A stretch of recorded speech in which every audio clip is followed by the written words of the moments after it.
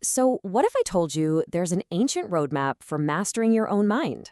Well, tucked away in a Pali text called the Dhammavicaya, we find this incredible framework for doing just that. It's known as the Satta Bojjhanga, or as we call it, the 7 Factors of Enlightenment. All right, let's dive right in. The text starts by laying out these 7, essential mental qualities. It's basically answering one core question.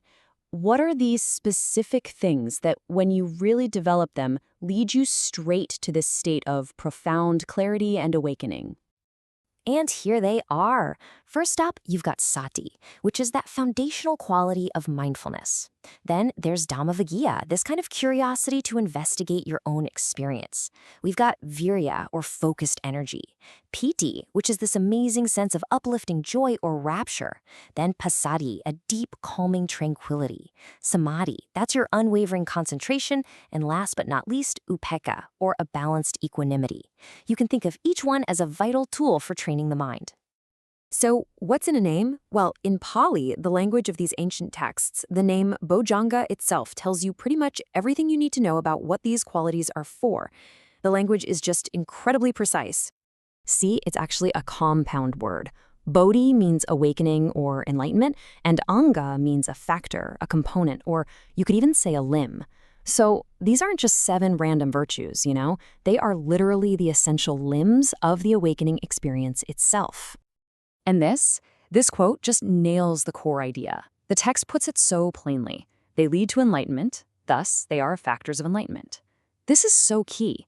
It's really emphasizing that these aren't just passive states you hope for. They're active, dynamic qualities that we can intentionally cultivate to really move ourselves forward on the path.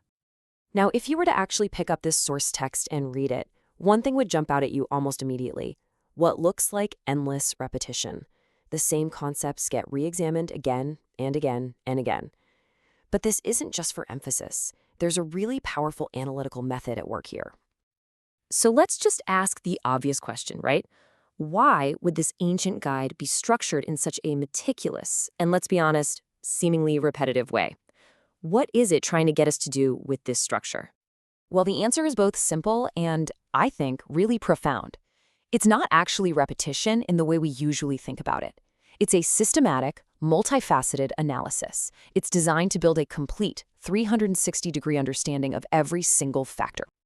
And what's really cool about this slide is how it breaks down that method. So the text isn't just asking, hey, what is mindfulness? No, it's asking, how does mindfulness function as a root for other good qualities? Or how does it function as a direct cause of clarity? And what are the necessary conditions for it to even show up? This kind of deep dive makes sure you have 0 blind spots in your understanding. Okay, to bring this from something abstract to something more practical, the text gives us this beautiful metaphor from one of the Buddha's chief disciples, the Venerable Sariputta. He explains what this mastery actually looks and feels like in your daily life.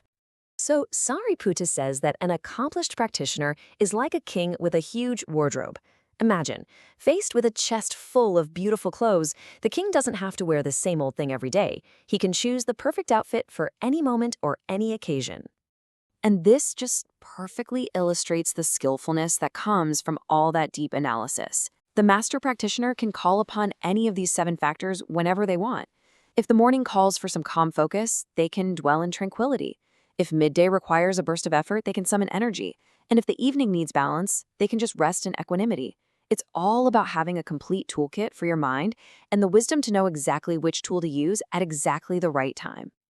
So what's the end goal of all this? This deep analytical practice and the skill to apply these factors, it's not just some intellectual exercise. It serves a very, very clear and profound purpose for the mind. And here it is, the ultimate goal. Cultivating these 7 factors isn't just about having a better day. It leads directly to these profound states.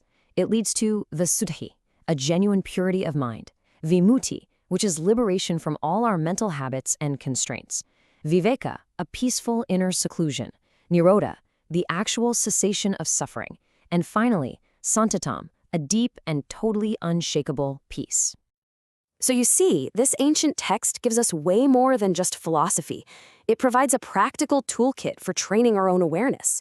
It really is a roadmap to mental mastery. And it leaves us with a very personal question.